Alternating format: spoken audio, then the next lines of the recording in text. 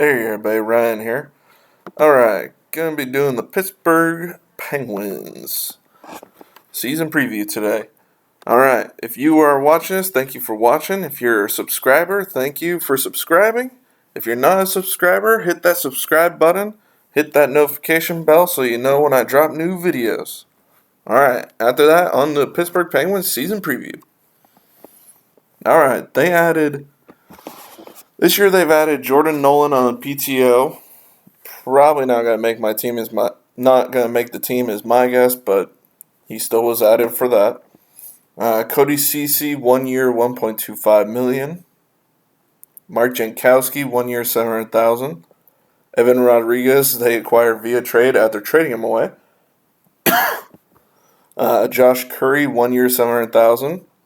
Frederick Gaudreau, 1 year, $700,000. Maxime Legacy, 1 year, $700,000. Jonathan Gruden via trade, Colton Sceviour via trade, Michael Matheson via trade, Casper Bjorkquist via trade, and Jesper Lindgren via trade. Alright, now subtractions. I'm not sure if this is truly a subtraction, if not an addition, is getting rid of Jack Johnson's awful contract that they signed him to. I still can't believe that contract they did. But they bought him out, and he signed with the New York Rangers. Justin Schultz went to Washington. Riley Barber to Detroit. Patrick Marleau to San Jose. Dominic Simon to Calgary. Connor Sheary to Washington. It's interesting seeing why did I write two different abbreviations for Washington? I don't know why I did that. But anyways, it's interesting seeing Pittsburgh players go to Washington. It's not often you see that, and it's not often you have more than one. All right, Matt Murray, they traded to Ottawa. Kevin Roy went to free agency. I believe he is still a free agent as of this recording. Patrick Hornquist to Florida. David Warsofsky to Toronto. Philip Hollander to Toronto. Nick Bustad to Minnesota. And Pontus Aberg signed in Europe. All right. They re-signed John Marino just a few days ago to a 6-year, $4.4 million per season extension, which doesn't start till next year. He's on like an $825,000 contract for this season, and then he bumps up. Anthony Angelo, they signed to a 2-year, $725,000 per season contract.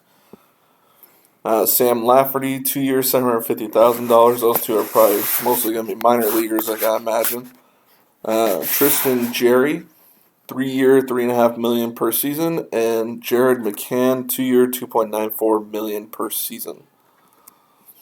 All right, their salary cap, they don't have much room. They do have a little bit, which probably will feel weird to most people because usually they have none. $80.1 million is where the cap sits, with $1.3 million in space. All right, forward-wise, you got Malkin, who's got 2 more years on a $9.5 million contract. Crosby's got 5 more. Gensel's got 4 more. Zucker they got in the trade last year and re-signed pretty quickly, $5.5 million for next 3. Brandon Tanev got for 5 more. I still can't believe how big a contract he got. That is a huge contract for a guy who's going to play on your 4th line. Maybe third. Brian Rust, 2 more years. Casper Bjorkquist, 2 more years. Jared McCann, 2 more years. Colton Sceviour is a UFA after this year. Same with Evan Rodriguez. Teddy Bluger and Mark Jankowski are RFAs. And Sam Lafferty has 2 more years. Jankowski they got for cheap, especially if he can do what he did 2 years ago for Calgary. That could be a very good signing. Let's see. Defensively, Chris Letang for 2 more years. I'm sure, like every year, they're hoping he plays at least 50% of the game, especially in the playoffs, because he just seems to always find a way to get hurt. Now, Michael Matheson got 5 years, $4.875 million, and it's like, who decided that was a good contract? Now, this could go one of 2 ways. He could go the Jack Johnson route, and this could be a god-awful signing and trade. And most people already are of that opinion. Then there are others, very, very small minority of others who think it would be a good trade and signing. So I personally don't know if he's worth that, but we'll see. I mean, maybe he proves us otherwise on a good team. I mean, when you're playing for Florida, it may be different than playing for Pittsburgh, especially with the offense they have versus the offense that Florida has. So we'll see. They also got Brian Dumoulin for 3 more years, Marcus Patterson for 5 more. Still can't believe that trade the Ducks did to trade him away. I'm still mad about that one. That one just hits you in the gut if you're a Ducks fan. Cody Ceci, 1 more year, then he's a UFA. Juuso Ricola, 2 years. John Marino, like I said, it was $925, not $825. And then he's a free agent, not free agent, I'm sorry. He's got his new contract starting after that. And, sorry, I had to let the dog in. Chad Ruhwedel, he has 2 years left. Goalie-wise, Tristan Jarry, 3 years, that new contract. Casey DeSmith for 2 more years. And they also have, stop chewing on things, Zach Ashton Reese, who is injured currently, but he's an RFA out there this year. And they're paying retained salary on Nick Bustad for 1 season. And then Jack Johnson, they're paying his buyout for the next 5 years. But stays the same this year. Next year goes up 1 year and then drops pretty much $1 million after that. All right. Non-roster forwards. They got Casper Bjorkquist, Radim Zohorna, are RFAs, as well as Zam Milicic. Frederick Gaudreau and Josh Curry are both UFAs. I honestly, when I saw they signed Josh Curry, I always thought Josh Curry was a goalie for some reason. I don't know why. Maybe I'm thinking of another person with a similar name, but I was surprised by that one. So, all right, defensively, you got Jesper Lindgren as an RFA. Kevin, oh good God, Kachuzman is how I'm going to try and say that. And Zach Trotman are UFAs. Goalie-wise, Emil Larmy is a RFA, and Maxime Legacy is a UFA. Why is it spelled with A there, where before it said E? I don't know. Whatever. 2020 draft. Do not pee on that. Do not pee on that. Don't you do it. Dang it. Wish you were potty trained already. Oh, I'm potty training a child and a puppy. This is fun. Alright, 2020 draft. They drafted at number 52. Joel Blomqvist was their first pick, a goalie. Number 77, Kale Kling, a goalie. Number 108, Lucas Svechkovsky, a center. 149, Ravis Ansons, a left wing. And number 170, Chase Yoder, a center. So they have not had a high draft pick in a little bit. So, especially with Crosby and Malkin getting older, same with Letang, they're looking at in the future, probably not this year or next year or maybe even the year after, but soon enough they're looking at a possible high draft pick again. I mean, like I said, it may not be these 3 years, but it's going to be coming soon enough because we're going to get to the point where Crosby, Malkin, and Letang can't carry the team anymore. All right. But, like I said, Penguins fans, you probably got at least a couple more years before that point. So, enjoy it while you can. All right. 2021 draft, they do not have a first, a third, or a fourth, but they had their own, or a sixth, I'm sorry. But they had their own second, fifth, and seventh, and they have Washington and Anaheim seventh. How did they get Anaheim seventh? I don't remember. But they have all their own draft picks for the following 2 years. All right. Lineup-wise, they got Jink Gensel and Sidney Crosby and Kasperi Kapanen. That could be a very good forward line, especially if, like I said, Gensel and Crosby can remain healthy, because look at those games played for the two. I mean, still a solid year for both over a point a game easily. But if they're healthy, imagine what they can do in the 56 games we're going to have this year. And having Kapanen on their wing. Second line, you got Jason Zucker, Evgeny Malkin, and Brian Rust. So, that could be a pretty solid line because all three did very well last year.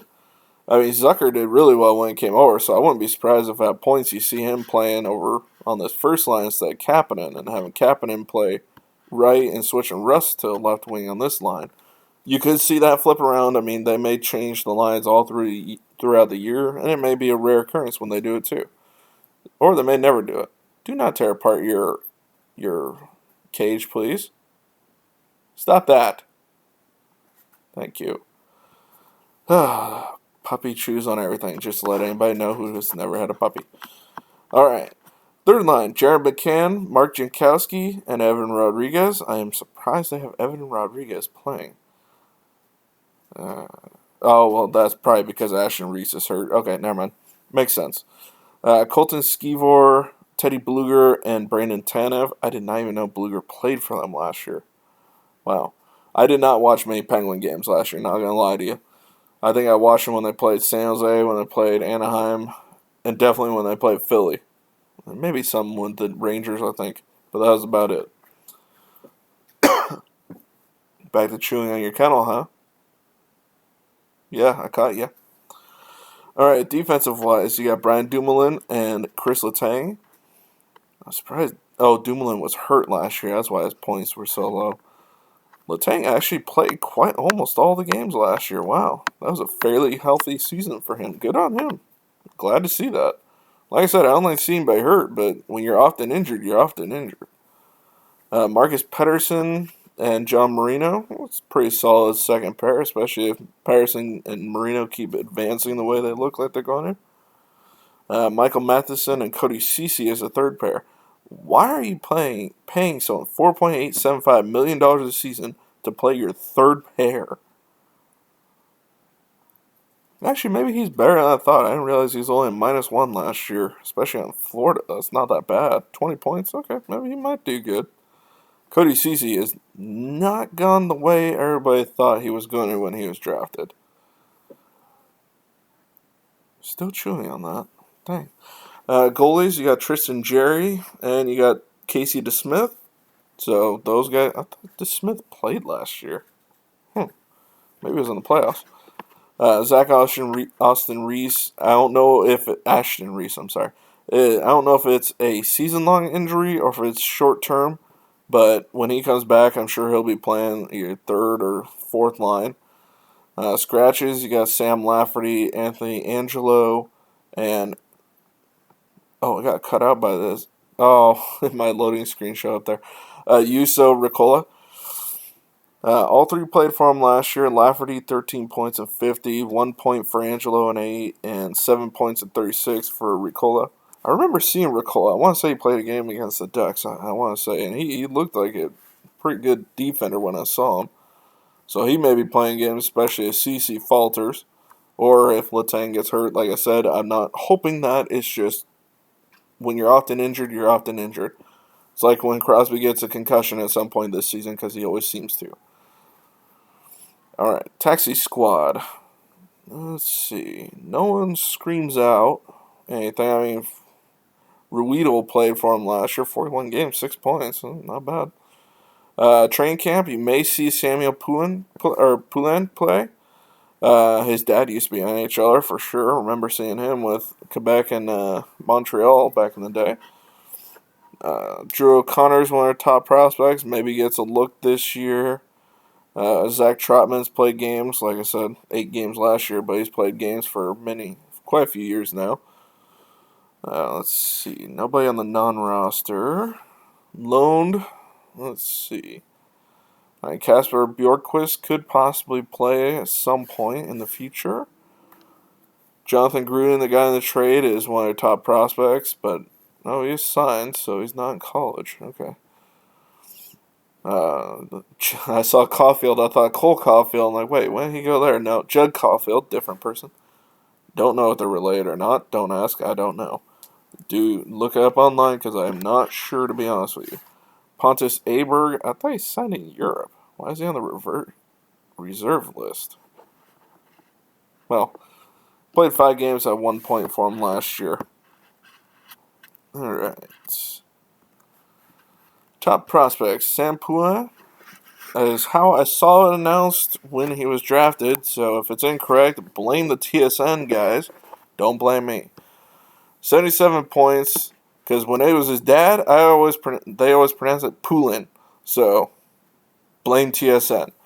77 points in 46 QMJHL games. He may get a long look in the preseason. Not preseason. There's no preseason this year. In the camp this year, and possibly get a few games since I believe actually QMJHL is actually playing, so he may be able to be sent back, or at least some teams are. They have Pierre-Olivier Joseph, a defender, 17 points in 52 AHL games. Drew O'Connor, 33 points. Hey, do not chew on that. No. Hurry up. Hey, you chew on those, your mommy's going to be very mad.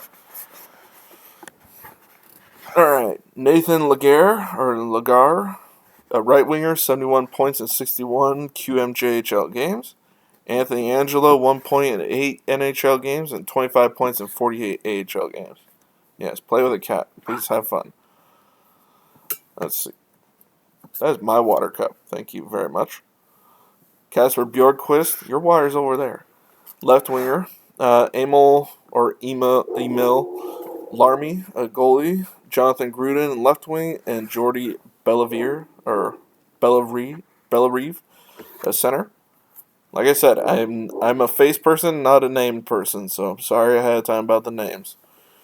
Alright, season outlook. Probably going to be a top to middle range team, and they will probably finish top to middle of their division. Because it all depends on health of the team. If they're healthy all 56 games, they could easily finish in the top of their division. Because, Crosby's hard to stop when he is healthy. Same with Gensel. Malkin can be hard to stop if he's healthy. Letang can be hard to stop if he's healthy. And it also depends on their goalies, too. Because if Jerry can carry the load this year with DeSmith helping him out here and there, and he can stay consistent in that time, more consistent than Matt Murray was, then they can definitely have a very good team. But it all depends on those factors. That's why I said top to middle, because they could, honestly, I see them finishing at least 4th in this division. But if they're hurt, I can see them finishing down lower than that.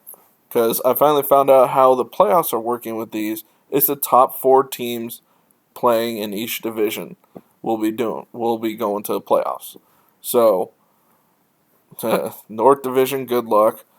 Central and East is going to be harder to pick because there are quite a few good teams there. So it's hard to pick as to who exactly will make the playoffs there. Where West, we know it's going to be St. Louis, Vegas, and Colorado. Who's the 4th team is the question there. Canada, there's going to be at least 2 to 3 good teams that are not going to make these playoffs. Central, you can probably guess at least Dallas, Nashville, Tampa, and Carolina is my guess as to who would make the playoffs in those 4. But at the same time, Nashville could falter, Columbus could pop in. Columbus and Nashville could falter, and maybe Florida pops in. Who knows? This division's hard to pick. But I'm going to say Pittsburgh, top to middle of this division. Like I said, depending on what happens with health and goaltending. Their goaltending, it looks good. It definitely looks solid, like it could be a solid duo. But looking at actual how they play are 2 different things. And also, goalies can get hurt too. So, injury-wise, if not both of them get hurt, they could have a hard time with that too. So, Pittsburgh, you're probably going to have a good year. I have no doubt about that. I don't know if you're going to be a cup-threatening team, but I said that when you had the 2 straight years of winning the cup, so I can be wrong. That's why it's called prediction. Predictions don't always come true. So, Pittsburgh, good luck this year. I think your fans will be happy, have a good, decent year at least. If not, have a great year. So, good luck. And outside of that, thank you for watching, everybody. If you're a subscriber, thank you. If you're not a subscriber, hit that subscribe button. Hit that notification bell so you get notified when new videos drop. And outside of that, make sure to like, comment, share, and I will see you all next video. Bye, everybody.